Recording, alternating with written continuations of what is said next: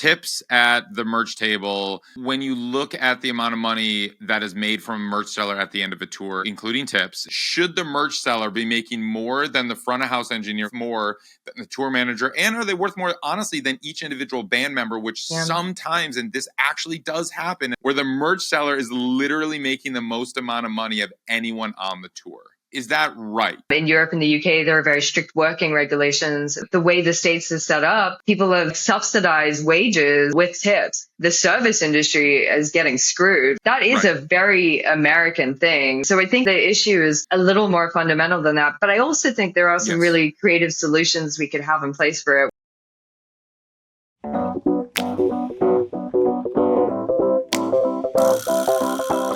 What's going on? Welcome to the New Music Business. I'm your host, Ari Herstand, author of How to Make It in the New Music Business. The book, 3rd edition, is out everywhere, hardcover, ebook, audiobook, however you like books, you can find the book. Today, my guest is Tersha Willis. She is the co-founder of Terrible. It is a merch operation, and this episode is all about merch. Merch sales at the live show, merch sales online. They run merch for artists at all levels, including Japanese Breakfast, CMAT, The XX, King Cruel, Fever Ray, so many artists, hundreds of artists actually. And we talk about the full business model of what a merch operation looks like and what a merch company and how that works. So if you don't know anything about merch companies, we break it down. There are no stupid questions here because I ask all of them, don't worry. From the basics of how a merch company works to how they run their operations. And then we get into the weeds of just how to sell more merch live and online, what pre-order campaigns are, how to run those. We also get into the very controversial topic of tips, live tips for merch sellers at shows. So stick around for that part of the conversation because it gets saucy. And if you're in the live space and you're part of a touring operation or you've ever interacted with a merch seller before, tips will come up. And so we dig deep into that part of the conversation. She also gives some creative examples of how to sell merch at all price points and how to engage your entry-level fans to your super fans, everything like that. We talk about point of sale systems, what they're using to sell it online, the best systems there, marketing, all of it. This episode is all about merch. You can find Terrible, the merch company, at terrible.group. That is their website. Terrible, TERRIBLE.group. They're also on Instagram. You can find all of us that make the show happen at Ari's Take on the socials. Find me personally at Ari Herstand on Instagram. But most importantly, pause this right now if you wouldn't mind. Leave us a 5-star review on Spotify, Apple Podcasts, however you're listening to this. Give us a thumbs up on YouTube. Give us a comment on YouTube or Spotify. Leave us a comment. I love reading those comments. Hit the subscribe button. Hit the follow button. So if you want these episodes to populate your feed, subscribe, follow. And then also visit aristake.com and get on our email list. Tersha talks a lot about the power of our email list. Become part of our email list and we'll send you important information about the new music business. aristake.com, sign up for the email list. All right, let's kick into the show. Tersha Willis, welcome to the show. I'm excited to be here. Thanks for having me. Yeah, so the whole industry, the music industry, is always obsessing over streaming and obsessing over social media and obsessing over all of these vanity metrics and these digital numbers. And we're bombarded by these public-facing numbers. Fans are getting the insight into the business of the music industry, of what we're doing, whether we like it or not. Public-facing streaming numbers, TikTok views, YouTube views, all of this crazy digital stuff that it's hard to make heads or tails of. It's hard to make sense of, and let alone hard to monetize. And we all know everyone has been discussing ad nauseum the challenges to be an artist in the age of streaming, especially with fans. So that's why I'm excited to chat with you today because while everyone is talking about the digital landscape over here and obsessing over that, you're on the complete other end of the spectrum and actually enabling artists to monetize their fan base in a unique way. So tell me about Terrible. Tell me what you do, and tell me about the area of music that you are working in. So Terrible's almost like a new generation music merchandise company. So we help artists design, source, sell, and distribute their products to fans. But we do that with what we built, what we call a merch operating system. So we've built a platform that takes the resource intensive, actually really tedious, boring, difficult tasks of making a merchandise business run that usually requires like a lot of people to do, and we've automated those.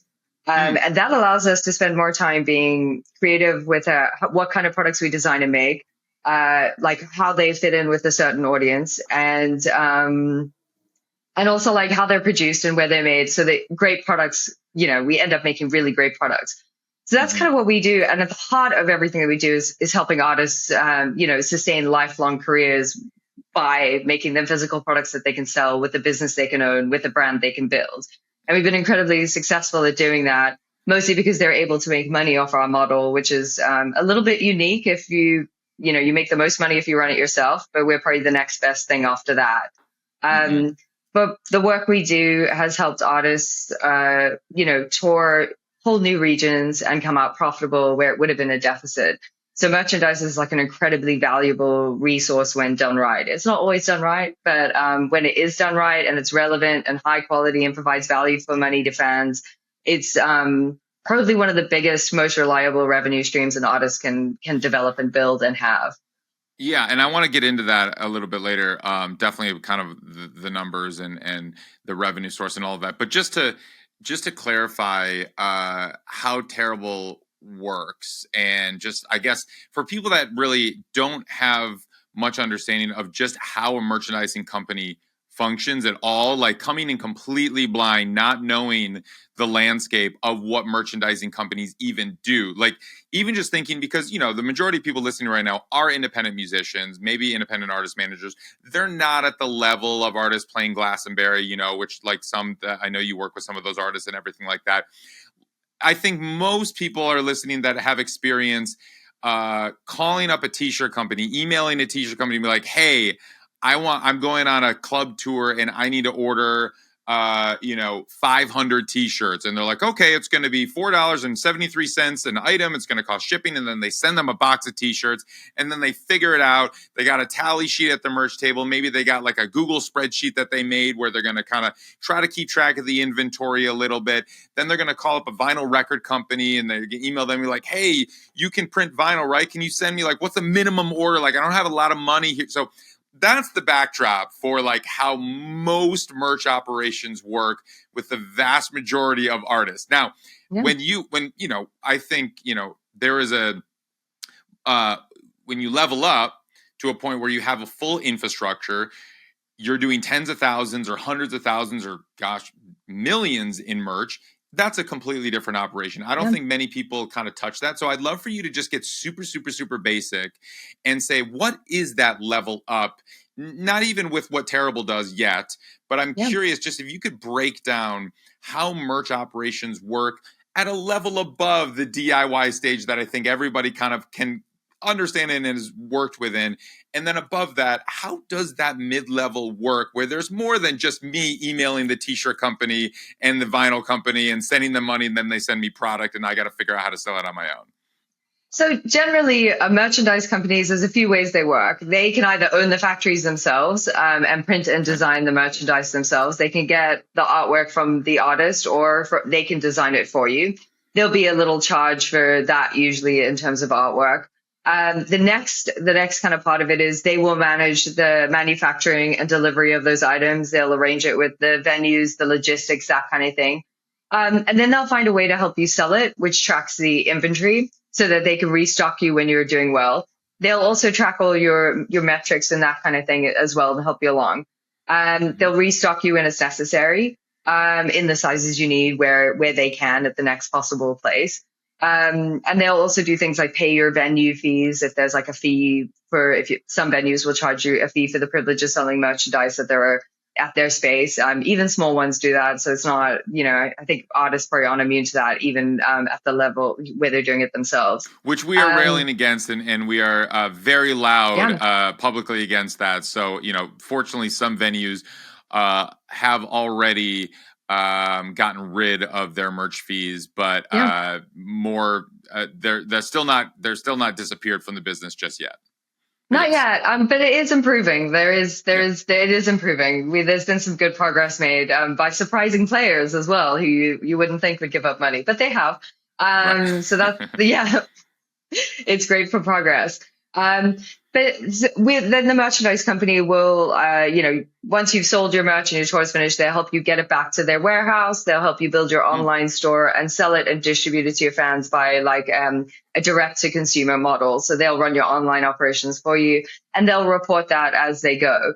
Then there's another aspect to the business where that's just kind of like tour to like start to finish. The other aspect is running the business online, which will usually involve running like an album campaign, getting all those records from wherever they are, supplying bundles or merchandise, depending on what region you're in, and distributing those to the fans upon release date as well.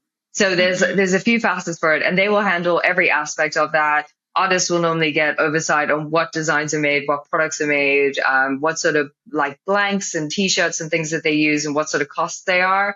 And then they'll give away a percentage of their gross revenue for that, or they'll do like a profit split with the merchandise company.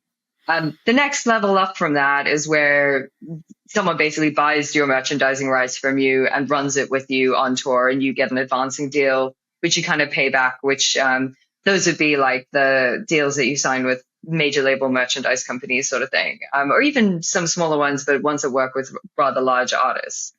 So they kind of pay for the privilege of that. And does that business model work similarly where you mentioned a percentage of gross revenue? Is that kind of how that works? And what ballpark numbers are we talking about for how the business model works? It depends how good your manager is, but generally, like even if, of course, as everything does in the music industry. But some merchandise companies will take 10% of your gross receipts. Some will do a 50-50 split of your net profits. Some will do a 20 or 30% gross of your gross revenue, or they'll do a split on that percentage as well of net profits. So there's a few different models. But generally, the person winning in those operations is the merchandise company above the artists, I'd say, because goods cost quite a lot to make. They cost quite a lot to distribute. And then if you're taking gross or you're splitting profits, it's not a lot of money left. But the merchandise company has kind of made a cut on everything else the whole way through that.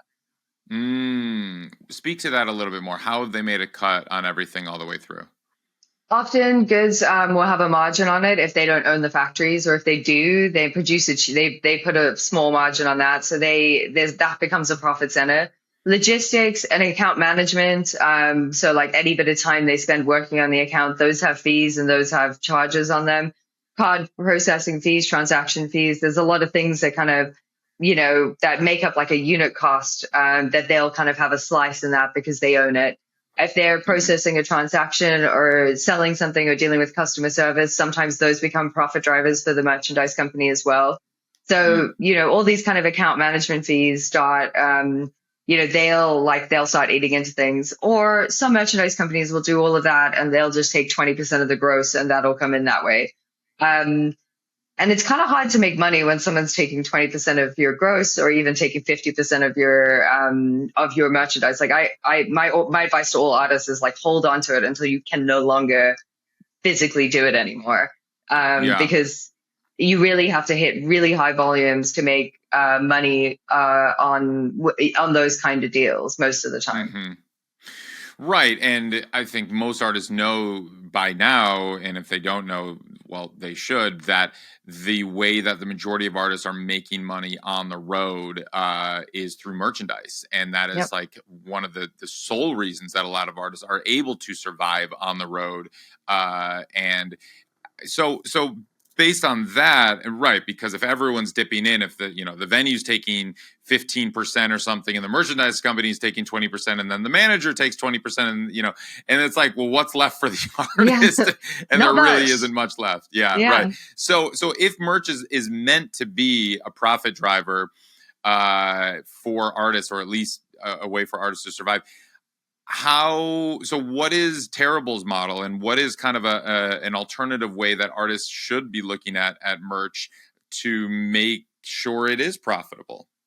Yeah, so it's really important that I think any artist that's run their merchandise business to begin with will have a much better understanding of how to negotiate a better deal with a merchandise company. But equally, our deal, I think it's probably the best deal available to artists that is fully serviced in the way it is.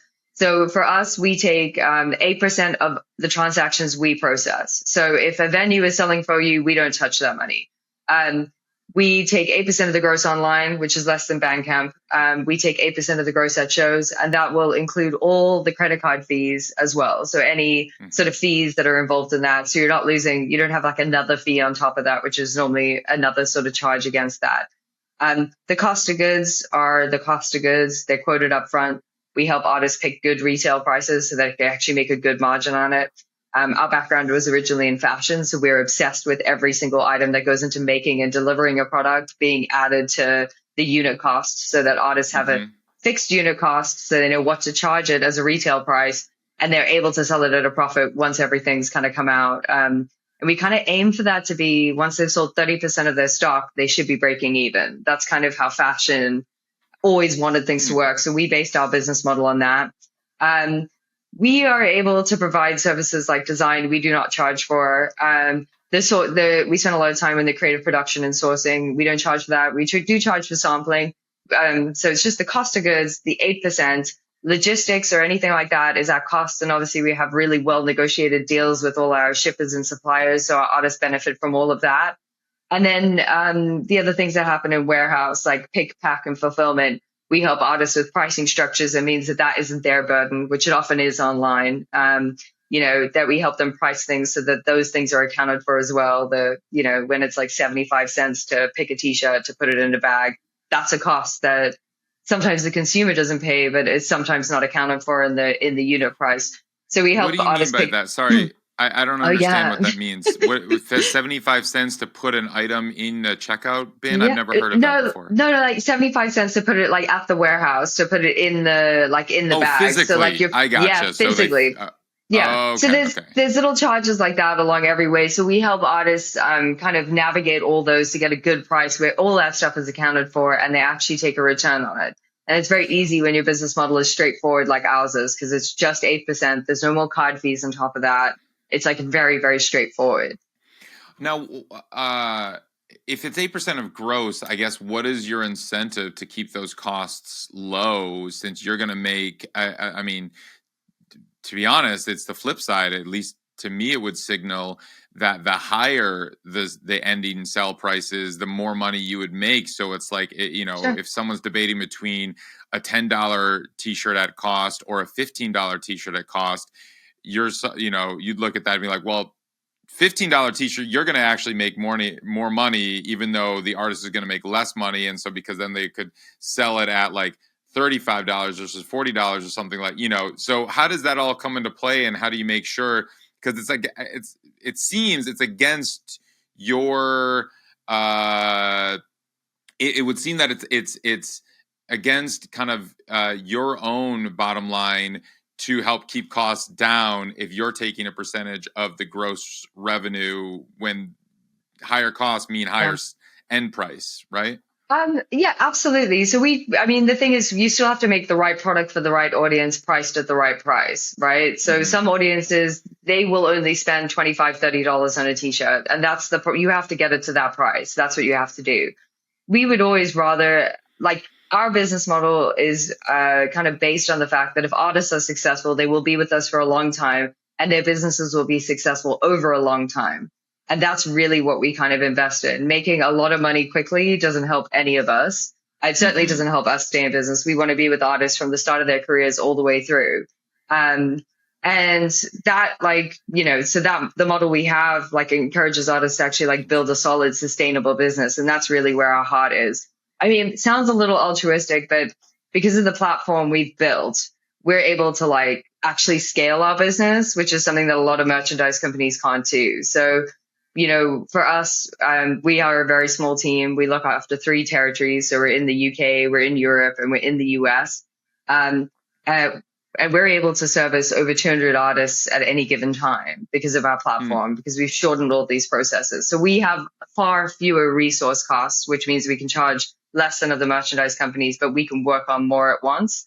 And I think that's kind of where, that's kind of why our business model works. I think some audiences do want to pay more money for a quality product, but I don't think that's relevant to every artist. So I would rather an artist was serving their audience and being sensitive to their audience kind of prices, and us to have a long relationship with that audience and that artist than, just making a lot of the gross revenue one time and losing a bunch of that. It still the business model still has to work long term. Yeah. Talk to me about the platform. You mentioned, how is your platform unique? I think it is the only one of its kind. So we built it because we started out as, we started out running my business partner's merchandise business.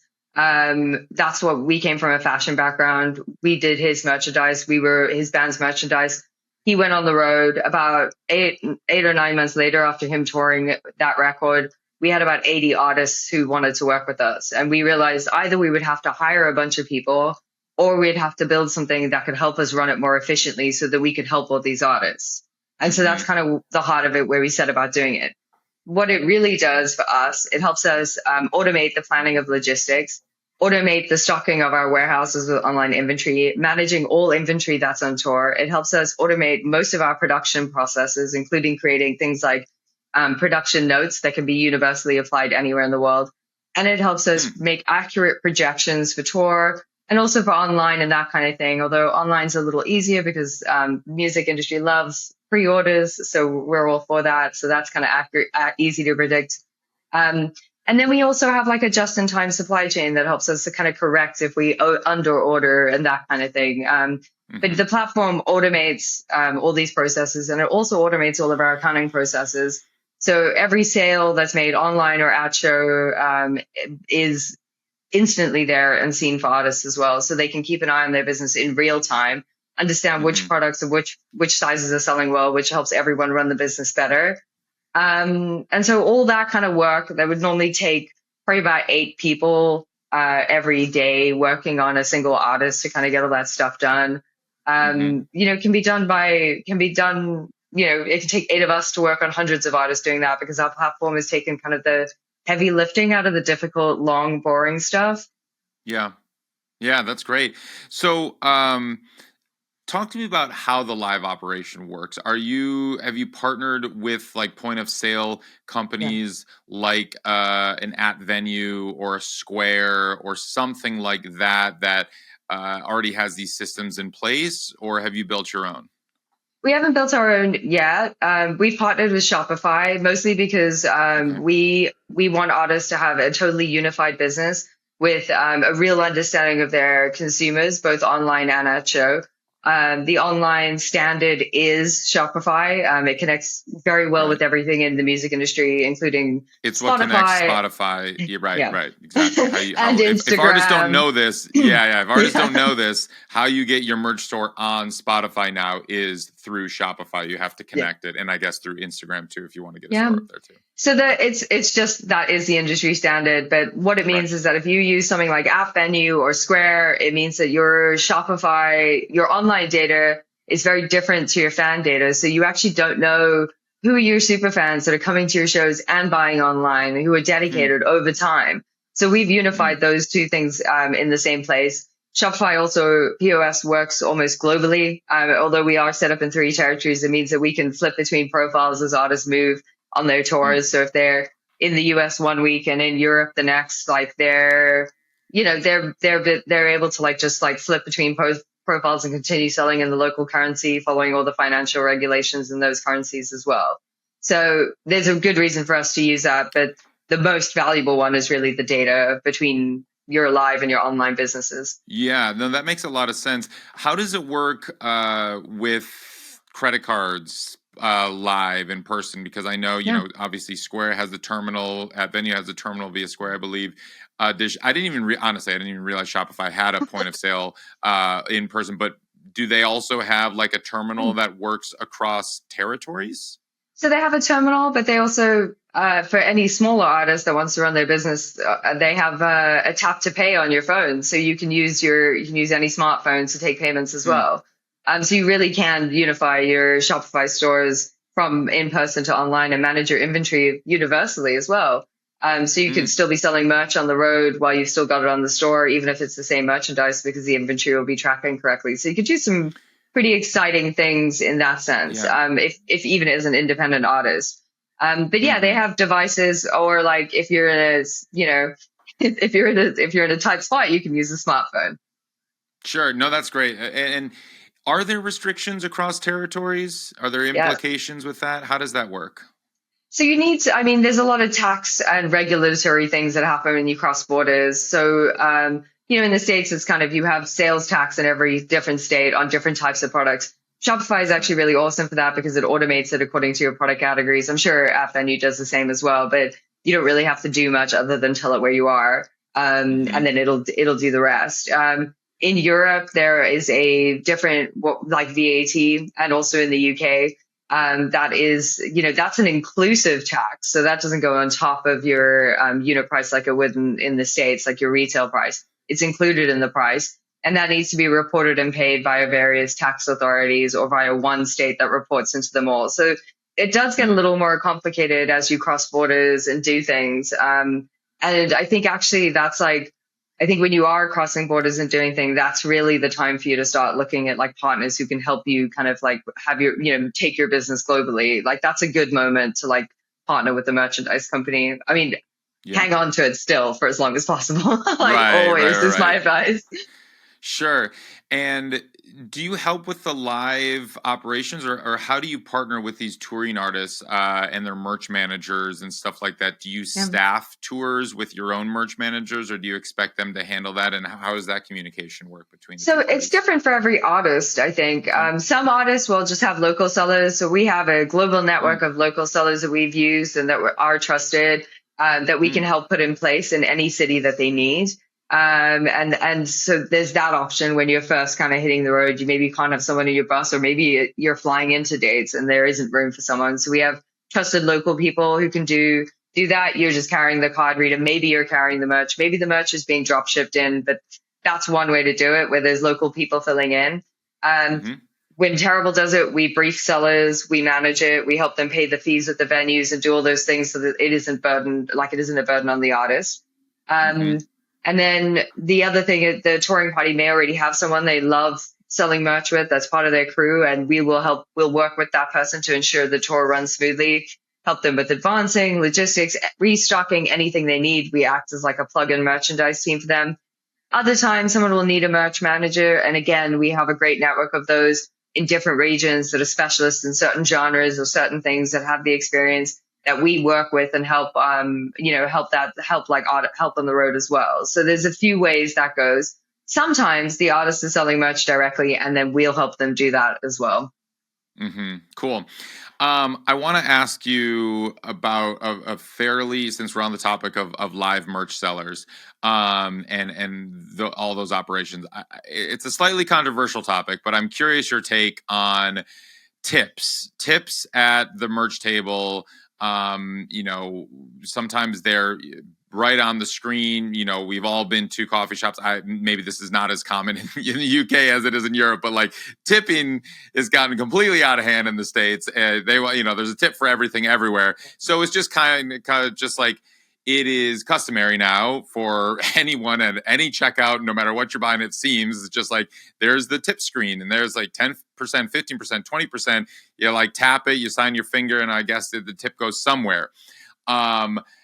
Now, I've had these conversations with tour managers, merch sellers, bands, and this is an extremely controversial, very contentious part of kind of the live touring business, because on one hand, and I'll just lay out the argument, I'm just curious where you come down on this, or just the conversations you have internally, but I'll just lay out the arguments that I have heard. And that is, merch sellers will say whoever is selling the merch is entitled to all of those tips. Now, they would argue that they're doing the work of like interfacing with the crowd and the customers, and they're like, going and grabbing the stuff, the t-shirt there, and they're having that interaction, and just like, a server at a restaurant has that interaction with you, they get tipped. They would argue that. Now, on the other side, a band would argue, well, there are fans. We just put on the show. We got everybody excited about this thing. They want to buy the merch from us, the band. And oftentimes, a lot of fans actually think they're tipping the band. And I've sold merch for a fair number of artists. For the record, I've never taken tips. When tips have been given, I've always passed it on to the band, because I see it in the eyes and I see it in the face of these customers, of these fans. Are like, oh, they want to give a little extra to the band, and it goes to the band. Now, and there's everywhere in between, where it's like some sellers will, some bands require sellers to like tip out, kind of like how a server will tip out the bartender and tip out the the kitchen staff or whatever. And others, I've even heard that there are merch seller Facebook groups and other groups on the internet where they will literally blacklist bands that will require that kind of tipping out, or some bands want to take all the tips, say they're our fans, there are tips.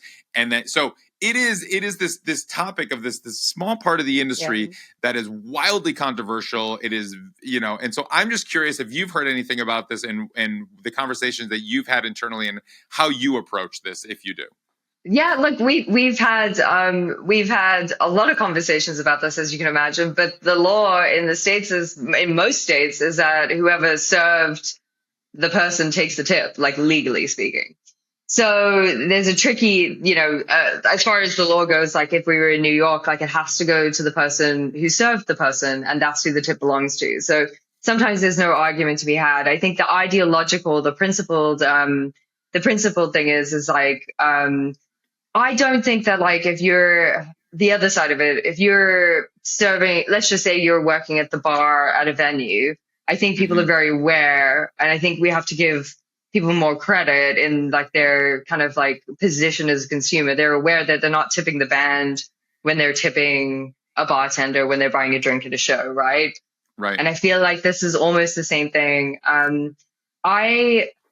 I mean, as far as like tips are really big in the States. It doesn't happen in Europe and the UK. It doesn't exist. But in Europe and the UK, there are very strict working regulations. There's very strict minimum wages. There's very strict conditions that are in place. And I don't believe those are kind of universal throughout the States either. So like, I do know that I've seen merch managers work for as little like as $120 a day. And their tips are actually what makes up their wage to be better than that. And some of them don't get paid on their days off. They don't get travel day money, that kind of stuff, per diems. So like the tips actually make up like a different part of the salary if you look at it another way. So it is circumstantial. And yeah, there is a list going around merch seller groups about how bands treat their merches, and how that does break down, because I think a lot of people will do a merchandise selling stint with an artist, and that will be something that'll fund like their university, or like, something that they're doing. And so like, it's really important to them that they make as much money as they can in the smallest possible amount of time, and they take on a job under that condition. So there's I mean, I get it. I get that too. But at the same time, it's just like, when you look at the amount of money that is made from a merch seller at the end of a tour, and then you look at the total amount, including tips in the States, and then you look at the amount of money that a front of house engineer who's not entitled to tips makes at the end of a tour, oftentimes the merch seller is making the most amount of money. And this has been documented and like well reported on, that the merch seller, and then if we zoom out and we're like, now is that right? Should the merch seller be making more than the front of house engineer who's literally responsible for making the show sound good in the venue? Are they worth more than that person? Are they worth more than the tour manager? And are they worth more, honestly, than each individual band member, which sometimes, and this actually does happen, and I've seen it, and I've talked to bands when all of this is coming, where the merch seller is literally making the most amount of money of anyone on the tour. Because I like, the thing is that I think it's hard to say, because I think the service, like, you have to treat it as like a service industry issue, right? And I like, obviously, like, everyone should be getting paid really well for doing what they're doing, because they're doing something that's really, like, culturally significant and important to a huge number of people, not just like important, like, punctuates their darkest days, their happiest days, their whole lives, like. The music industry is really meaningful to everyone, the fans and the people that work in it. So, like, it sucks if someone's getting better set up for, like, better paid than anyone else, even though their value maybe, is the same, like, or less, or whatever that kind of feels like. But I think the way the States is set up is that, like, people have subsidized wages to people that serve people with tips. And the fundamental issue is not that, like, these guys are making more money. It's just that, like, the service industry is getting screwed. Like, the people working in that are getting screwed to the fact that they have to rely on tips. And that is a very American thing. Like, the rest of the world gets by fine. So I think, like, the issue is a little more fundamental than that. But I also think there are some really creative solutions we could have in place for it, where artists can take, like, a donation and it's, like, on that thing for them, for the band, for the crew, because you can do that on most point of sale things. You can add a donation there instead of a tip. They could have a choice about what people want to do. They could tip the seller and add money for everyone else. So there are.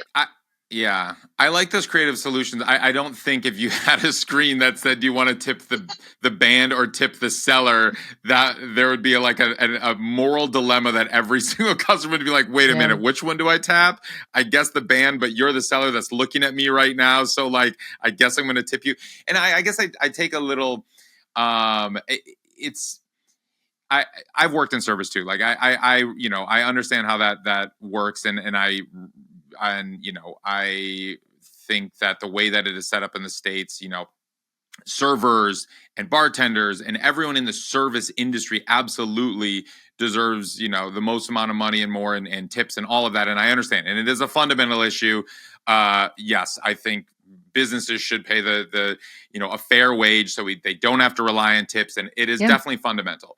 But when it's just to our industry, I mean, I guess it's, it's hard for me to parallel a server like a server at a restaurant or a bartender at a bar to a merch seller of a band's merch, because it's like the band is actually the one that's, I would argue, serving the audience. They're the ones that are on stage. They're doing all the work, putting on the show. They have built this whole operation up. They've established it. And then it's like the fans want to buy from the band. And there happens to be that person that is issuing the transaction. Now, not to belittle or like merch sellers, and their job is massively important too. But so is everyone on tour. And so it's like, it's a hard conversation. And I'm not saying you have the answers. It's just like I'm presenting, I think, this conversation and from all sides, because I've had these conversations and I don't know the solution. I don't know how we're supposed to get around it when there's this, like, merch selling community in America that is literally getting the pitchforks out when a band is like, this doesn't seem fair, or like, we're not going to be able to survive on the road because literally the merch seller, you've made 4 times as much as us. And like, so now we have to call it quits as a band and you can just hop to the next tour and kind of have the same thing. It's just like this weird thing that's happening right now. And I don't have the answers. I have no idea. It's also a funny thing, though, I think, because on the other side, no one has a problem with it when the venue sells and the venue collects tips selling the band's merch. So like the issue goes even deeper Oh, than I like have your, issues. yeah, I've I called mean, out we all, venues. I have but fucking issues. I they're told them, taking, yeah, they're taking no way, 25%, right? And then they're not taking the okay. tips to get, yeah, and Fuck this is that. what they're doing. But the Nope. thing is that like the bands don't have a recourse for that. And I guess Right. again, like in so many states in the States, like the tips have to go to the person who like processed the transaction and provided the service, like legally. So it's like, it is really murky, all in all. Wait, But so also like no one's calling out the yeah, venue. No one's calling out Live Nation for the literal thousands they take in tips every night. That is not reported to the artist. They have no idea how much was sold, but I can tell you, like yeah. when someone's done like $70,000 in a night at, at a venue, and the promoter has done the selling at that venue, like you better believe the tips are going to be huge on that. Oh, and I no, and in fairness, I do call it out, and I wrote a piece in Variety, actually calling this practice out, because I couldn't believe at a Live Nation show at a 2,000 cap venue when the seller there was the tip screen, and I just asked the seller, I'm like, where are these tips going?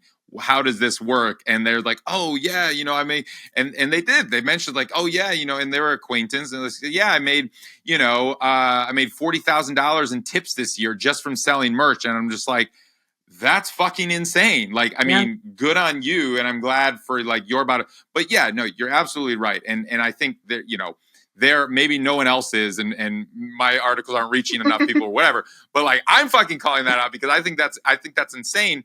Yeah. But at the same time, it's like, right, it is a fundamental, deeper issue in the States and in America that like businesses aren't paying their workers a living wage, so then they have to rely on tips.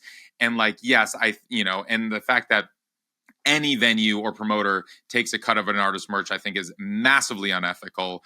Because the artists aren't taking a cut of the bar. They don't get a cut of the bar. They don't get a cut of parking or anything else. And so it's like, or the fees that are tacked onto these tickets that are split between the venue and the promoter and the ticketing company.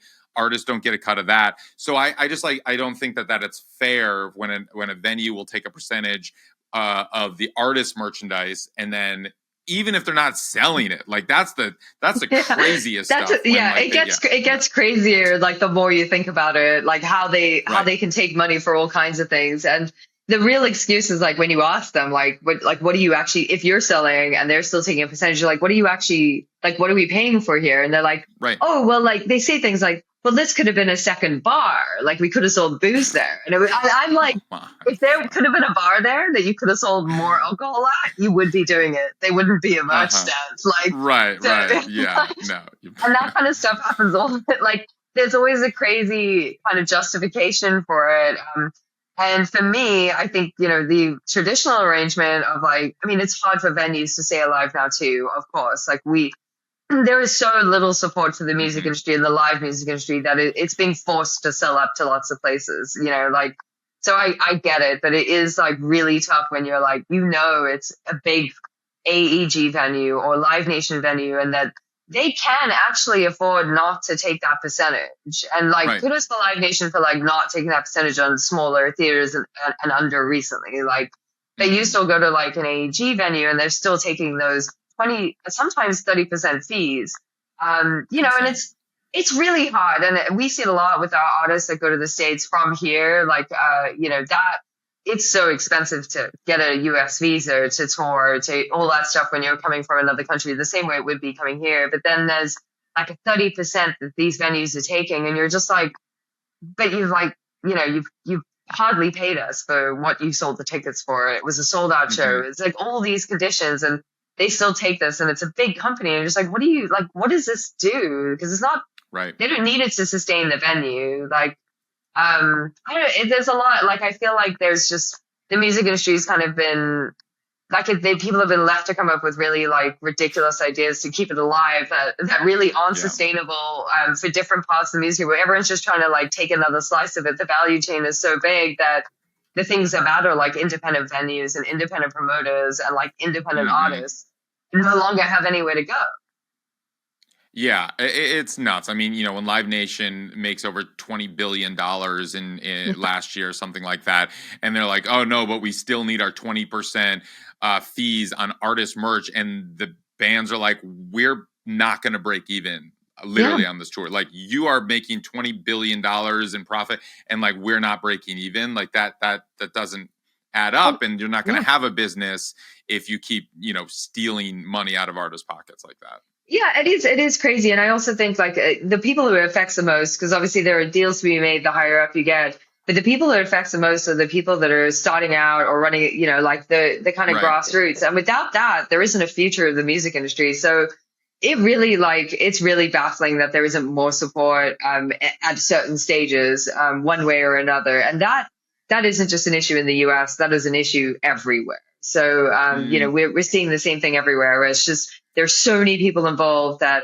like, unless you're like willing to like remortgage your house, if you're so lucky to have one as an artist, like, how are you going to fund like going on the road and like any of that? And merchandise goes a long way to do that. But then there's these guys just taking money off the top, and you're just like now we're just breaking even on our merch sales rather than that. But I will say this on that is that booking agents have a lot of power before they sign a contract with the venue to negotiate a better merch fee or a better merch deal or a lower one with a venue or a promoter and that kind of thing.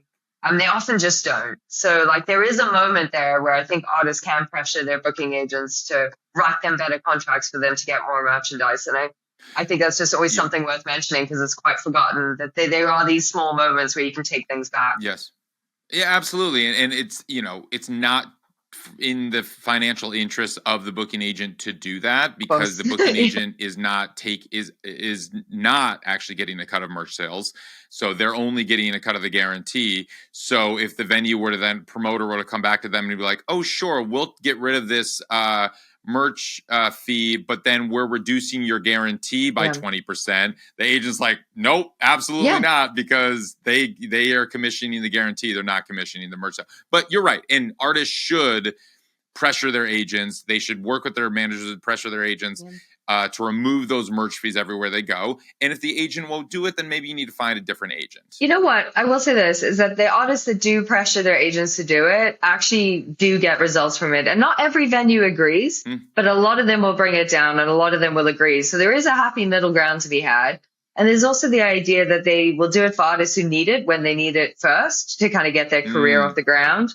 And then with the faith that if they do this, they can keep touring, keep going to the next thing, and then they can get those big guarantees down the line. I think everyone in the music industry is not in this for like short-term gains. Like every artist, every project is an investment. So like, it's just about, I think an agent being like savvy enough to make that investment early on when artists need those fees to be far less because their volume and everything is less, to negotiate at those moments with the understanding that, like, when the guarantees get big, maybe we'll give you a bigger percentage, or, like there's always, everything can be negotiated. Right. For sure. So I want to talk about the online operation that you have, because I'm curious just for your mid-level artists, how that works and where and how artists are selling online and how that functions in relation to how they sell in person. And, when it comes to an artist merchandising business, which is doing more revenue and how does that all work? I will say this, there's nothing more powerful than being at a show and wanting and being moved and having this moment, and that moment, that like purchasing retail moment that happens, that even me as someone who's been doing this a very long time falls victim to, is that I don't want it to end. And I want to take something home with me that gives me that memory forever. And I feel very sentimental about it. I'm very attached and I'm highly emotional about it. So I buy it. Even if it's more than I would spend or do or any of it, I'm still like a sucker for it. And so even though I do this for a living, I still fall for it. So there is nothing more powerful that moment. The numbers show there is nothing more powerful than a good show and like the merchandise sales at a live show. That will always top off everything. But we can't tour all the time. Like, it's not possible. Like, people can't be on the road constantly, just even alone for their mental health. But, also, so you have to build a business that also works online. And that one happens. Those are very good businesses around things like release time. So a lot of artists will have a lot of their, they'll run pre-order campaigns on their albums. It'll help them pay for all their merchandise stock. It'll probably help them pay for all their production on their tour that comes after the album as well. Sorry to interrupt. You mentioned pre-order campaigns a couple times. Can you just explain what a pre-order campaign is and how that works? So basically you make a record, you deliver it, and then you tell everyone, we're going to release this record in 3 months' time. But you can buy it now, and when it comes out, we'll ship it to you. And that basically helps artists. It does two things. It helps artists find chart positions in certain territories because they can build up a whole lot of sales up till the point of release. And then that week, when it gets released and all those orders ship, they can probably chart if they've done well enough in whichever charts, the Billboard or the official charts company here, whichever it is, or whichever region they're in. And that's a really great mechanism because that's almost free marketing if you're able to do that, right? If you can be counted anywhere in those charts, it's a great thing. We're talking vinyl and CD, right? When you say pre-order and you buy it, we're not really in a buying era of like music consumption. So when you actually are saying buying, what are they selling? They're selling CDs, vinyl, and sometimes digital, digital music, like digital downloads. It's very small. But there's other things that they're selling, album access cards and things like that, where it'll have the album on plus some bonus tracks. And then people will buy that and then they'll download, they'll get access to this little world online as well. So there's a few things it's that kind of thing. And then what we also do with those, is we bundle in T-shirts and other items of merch. And so those also go on pre-order and they all ship when the album comes out. Okay, cool. So that kind of helps you, first of all, if you were trying to do good marketing, that helps you build up a good basis of revenue. But it also helps you pay for your vinyl production, have money in the bank while that's happening. Pay for your merchandise production because the money's already there while you're selling it. So the pre-order mechanism, and music fans love this, they're used to this, is incredibly helpful. Rather than being like, hey, my album's up, buy it today. You can spend 3 months being like, here's my first single, pre-order this. Here's this happening, pre-order this. And you can build up a bunch of sales that actually help you fund the production and manufacturing or everything on there, or possibly your tour, or do even more depending on how well that goes. So it's really the pre-order kind of campaign for an album is, for me, I think it's an incredibly useful tool for artists, until you get to top 10 Billboard sort of chart level where you can just drop an album and have a hit that week. Right. But I think that is, it's a really good mechanism for most artists, especially ones in in the middle and developing artists, to kind of build up their audience, engage them in the album before it comes, and also just generate a bit of revenue to actually pay for its release one way or another. And the reporting that you mentioned to the charts, the official charts, do you do that, or how does one report the sales? No, there's lots of things you can use. We are registered in whichever regions for that because this is our business. But if you were in the States, you could use a company like Single, and they would register your chart. You could sign up, put in your UPCs, pay a fee, plug it into your Shopify store, and they would do that. If you were selling by Bandcamp, for instance, that's already chart registered. So all your sales that ship on whatever day, once they ship, will be chart registered. So, that's already done for you. And they kind of do that globally as well, which is really cool. So there's lots of ways you can do that as long as you've got your correct barcodes and things like that, and they match and all of that. And then also in the States, if you can also report your sales at live shows via Luminate and SoundScan and that kind of thing as well. So there's lots of little ways for you to kind of infiltrate the charts. I wouldn't invest too much time in it, but if you do because it doesn't mean anything. It's another one of these numbers you speak about, right? Right. It's another what? Sure. So, but it does, if you are selling physical products, it does actually reflect something like real money to you. But I think, whether it charts or not is irrelevant, as long as you have enough time to build up some revenue to actually pay for the things you're going to make, get your fans excited about it, also get them to do things like order tickets for the tour that comes after the album comes out. That gives you this window to really engage your fans in the new world you're creating and building and shipping in a few months' time. Cool. So, all right, pre-order campaigns, got that online. That makes sense now. Thank you for breaking that down. Tell me some more about other interesting online campaigns that some artists do that you help them with.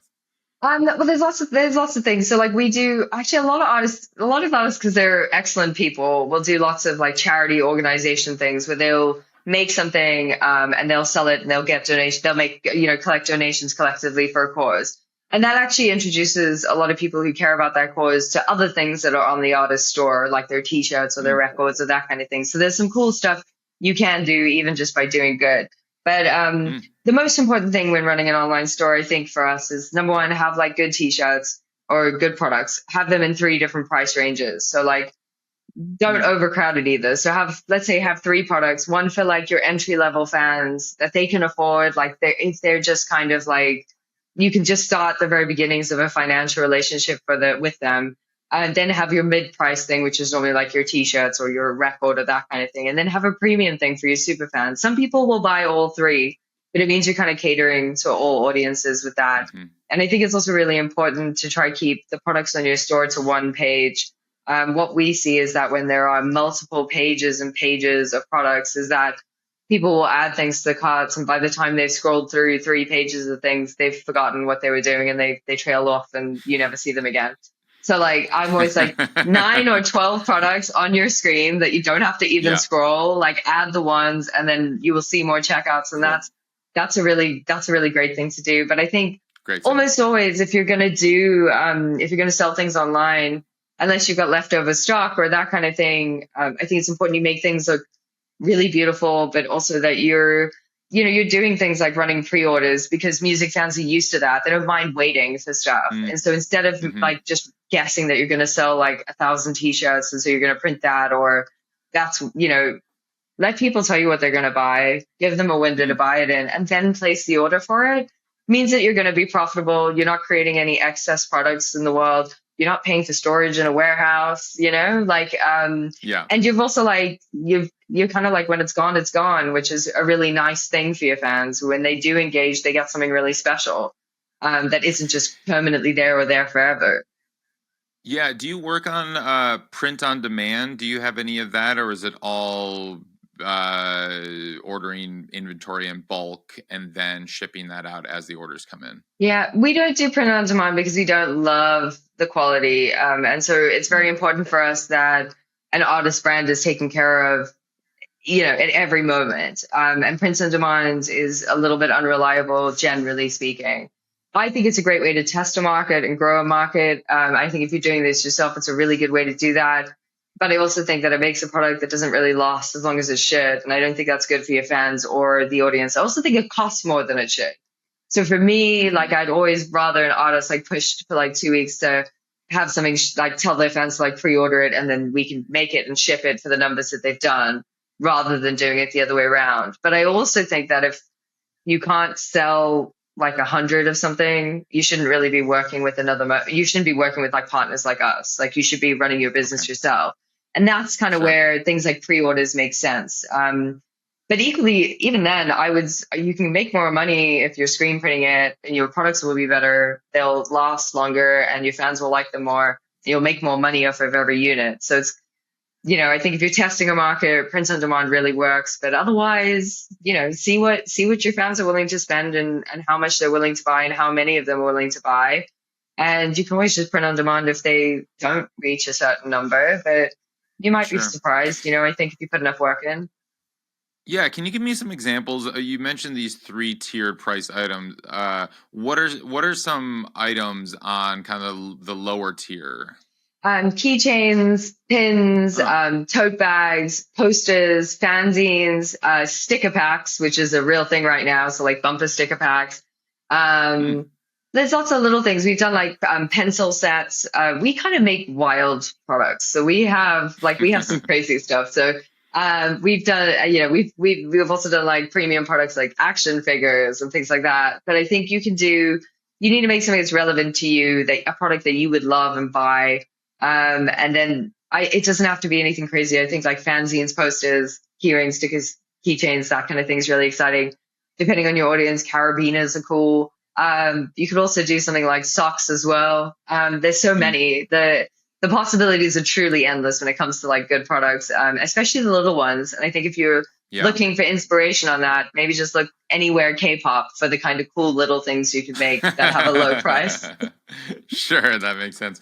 Are there any other creative examples that you can share of how artists have engaged their audience and monetized their audience, whether it's had to do, with physical product like this, or just in any way, or maybe some products that were interesting, or merch Yeah. campaigns that they've done that were interesting other than pre-order? So I think the other thing a lot of artists do is they actually ask their community which product they should make. So they'll get like a bunch of things together and they'll be like, which design should we choose? Which one should we do? And the merch range kind of becomes a build it yourself one. So it kind of is by votes or likes or that kind of thing. And I think once people kind of have that kind of input on a product range, whether it's by a Discord channel or social media or wherever you're speaking to your fans, when they have that kind of input on it, they're more invested in it. So they definitely spend money on it because they're like, well, it's the one I chose. So that one's a really exciting way to get fans kind of engaged in the process of it. I think the other thing that works really well, depending on what level you're at, is asking for fan art and picking one that gets voted for someone to print the t-shirts with. That gets your whole community involved, or it doesn't have to be t-shirts. T-shirts is sadly, all merchandise sales, like of all merchandise sales, 85% of it globally is still a black t-shirt. So Wow. when I say t-shirt, I mean any merch, but like it's usually a t-shirt. Okay. So, I think getting your fans engaged by asking for artwork or asking for things like that really goes a long way as well. And I think people really do feel more invested when they've had a hand in either picking it or even designing it or that kind of thing. It does work well. But my other real secret to any of this is that don't make anything you don't love. When an artist loves a product and they've made something that they care about, whether it's like an incense holder or like a mesh football vest or whatever, if they love it and it's something that they wear and engage with, they barely have to sell it. And I think fans really feel that and want a part of it. I think it's really hard to sell products that you don't like. I think you have to put a lot of marketing and a lot of effort in there. But if you make something you absolutely love, as soon as you tell people about it, they go wild for it. And that's almost consistently what we see. As long as we make products that the artists themselves actually love, when they promote it, it just goes bananas without much work at all. That's great. That makes a lot of sense.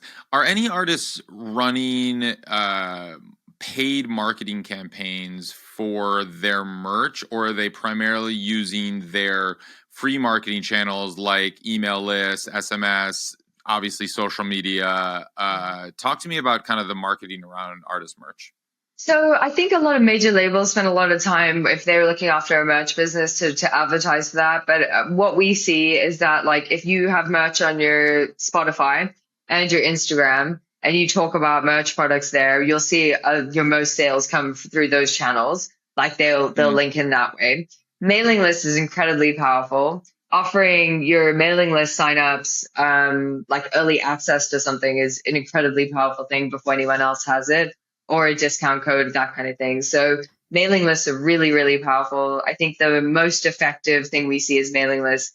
But then there's great tools like OpenStage or Laylo now, where you can do all kinds of offers and, you can engage your audiences in many different ways. And yeah, it's paid marketing, but it's actually cheaper than like your MailChimp would be or that kind of stuff. And it actually reaches your audience in a way they want to be reached. So paid marketing does work, but I do think it needs to be relevant and kind of from the artist side. I think we see enough corporate marketing, and so when that kind of happens I never know what really happens in those campaigns.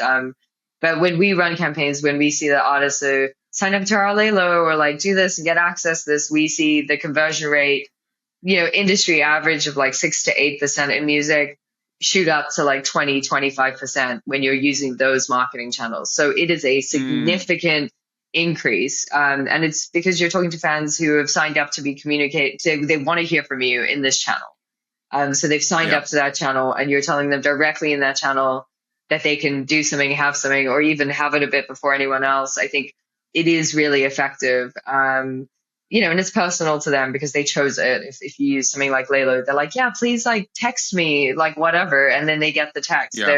They've chosen that and they're engaging with it and they're excited with it. So I think those tools work really effectively for selling things online for sure.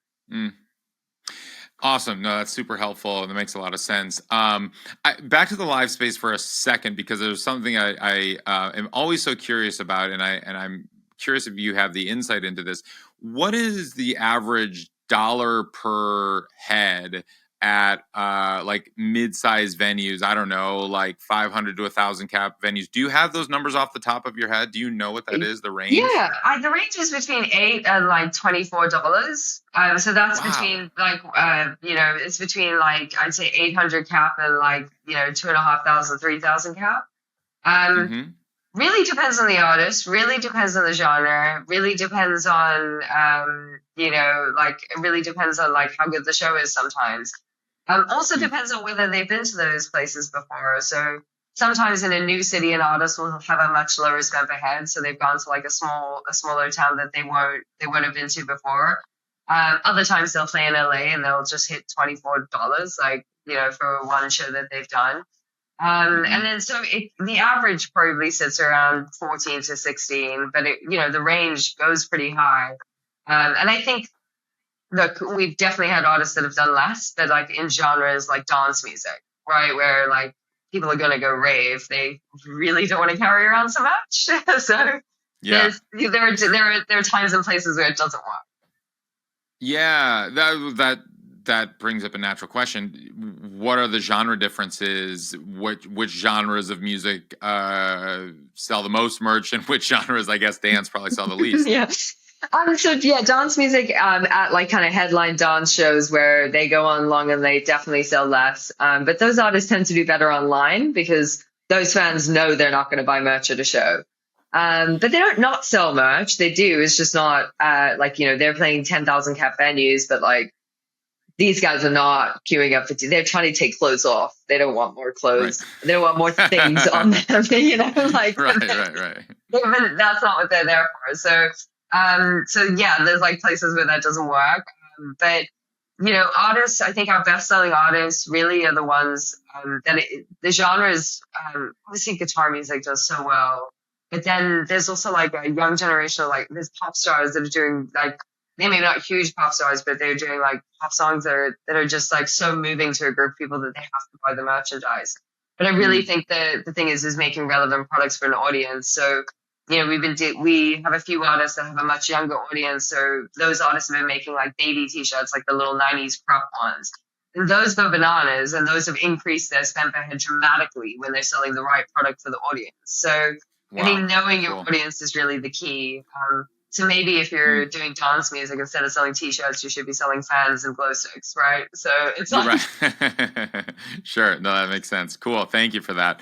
Yeah, super fascinating. And is that, I'm assuming that's for the headliner, but do you do merch operations for support acts? And does yeah. that number change if you're the support act? It does change, but it's not an insignificant number. So we'll see, like I like talking about like theater size or a bit under. Like we'll see headline acts do like maybe they'll do like gross sales of like between $16,000 and $20,000 a night, and the support will do like $2,000 or $3,000, which is that's Okay. paying for you to go get like that's good. It's good money for you For to sure. go out and do. You may only be getting like a $500 fee for that.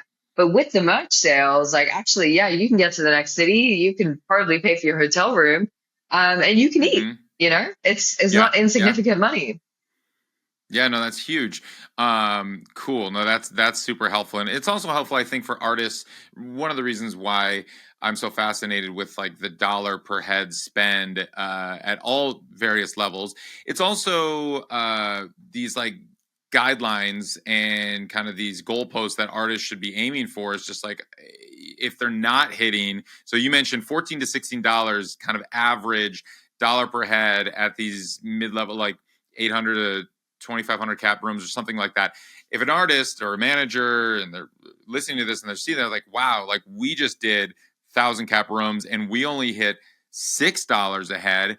Maybe they have to rethink their merch operation. They're not offering the right types of merch. They don't have it staffed properly. They don't have it sold properly. Like all of that goes into that is like, and I think too often as independent artists, everyone is so siloed that there isn't really that much kind of comparison or communication, or at least understanding, if they're not part of a larger network that's with somebody that can guide them and say, oh, you should be hitting $15 per head a night in merch. And if you're not, we got to overhaul this operation. Yeah. But it is hard to know, because also it's like, did we have a good show? Like the questions are more existential, right? They're like, did we play well enough? Like, do our fans do our fans even like this record? And so like merch kind of falls down the priority list. That's an artist existential crisis on a daily basis, mind you. I think. But like, because of that, like, it's really hard to like pinpoint exactly like what happened. Like, oh, like someone like totally fucked that up. Like, what is it their fault we didn't hit it? It's, right. I think everything always has to work perfectly to kind of set the perfect example. But I do think that like, making sure you're making products you love, that you're proud of, that are easy to market, that you really want to sell to fans, is like the basic entry level. And I think if you do that, like, most of the time you'll see your sales improve. And also just providing a quality product. Like, you can sell cheap shit t-shirts, but people aren't going to keep coming back and buying them the next time around. You can sell, like, spend a little more on your manufacturing, sell a better t-shirt, better quality t-shirt that you know will wash and wear well and last for a long time. People will come back and buy that as part of their like staple wardrobe. They'll trust your business for that. And your merch sales will steadily increase over time. So I do think that it is important. Look, we have artists that like love making tacky shit because that's kind of part of their image. But like, we still try to make it really high quality so that even if it looks tacky, like, it's still like a premium, it's a premium product in a sense. So there's ways to do it, and it doesn't really cost you that much more on that, at that level where you make it. But I think it's really important to sell a quality product that, when you're in a retail environment, it's something that like Urban Outfitters always talked about, like the touch test. So they put all their clothes through like an enzyme wash, so they were like really soft and luxurious. But you get that feeling at a merch stand if people can touch it and they feel like the t-shirt's great quality, like they're willing to like, they're like, yeah, I'll buy it. Like give it here, like, right. What do you want for it? That's a great point. So there's little things like that help improve it, creating that retail experience for fans. We have one artist that sets up sort of events at their merch stand, whether it's like a book swap or things like that. So like the merch stand becomes a place for fans to meet and do things as well.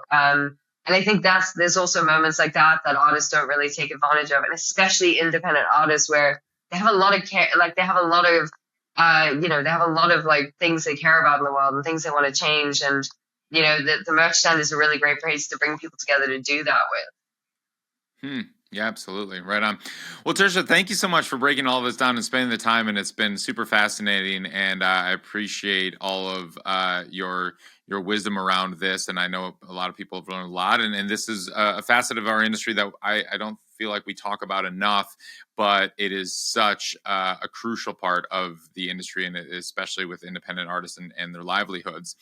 I have one final question that I ask everyone who comes on the show, and that is, what does it mean to you to make it in the new music business? For me, as a merchandiser, I think I've already mentioned this before, but like, because music is such a fundamental part of our human experience, and it punctuates our entire lives like nothing else can. I think it's really important that artists are making a living from their work, because we all rent music by streaming, so we're not actually doing it. So to me, making it in the new music business as it is, because my job is very meaningful and my work is very meaningful in this new kind of age of music, is creating lasting value for artists with their merchandise businesses. And I think as long as I keep doing that, I feel like I continuously make it. And it's about being dynamic and, being adaptable and remaining relevant for how the business changes. Like, I don't think everyone should be taking 20% of gross merchandise sales or charging fees. I think they should take what they need and become more efficient. So making it for me is making sure that artists can continue to make a living from doing what they're doing. And as long as I'm doing that, I feel like I'm making it. Amazing. Tersha Willis, thank you so much. Yeah, great. Thank you. This episode was edited by Peter Schrupp with music by Grassroots District and produced by all the great people at Ari's Take.